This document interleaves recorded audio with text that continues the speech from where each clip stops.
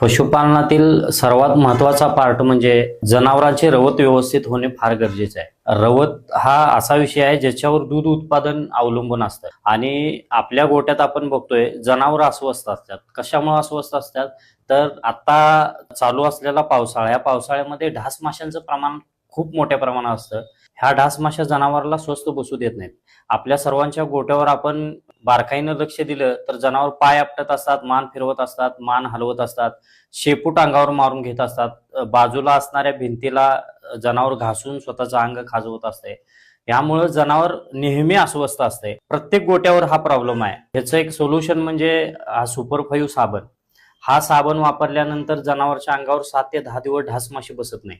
गोचीड तांबू पिसू निघून जातात, त्वचा विकार खाज करूच बरी होत्या आणि जनावर शांत राहते। शांत राहिल्यामुळं 12 ते 14 तासाची रवत व्यवस्थित होते।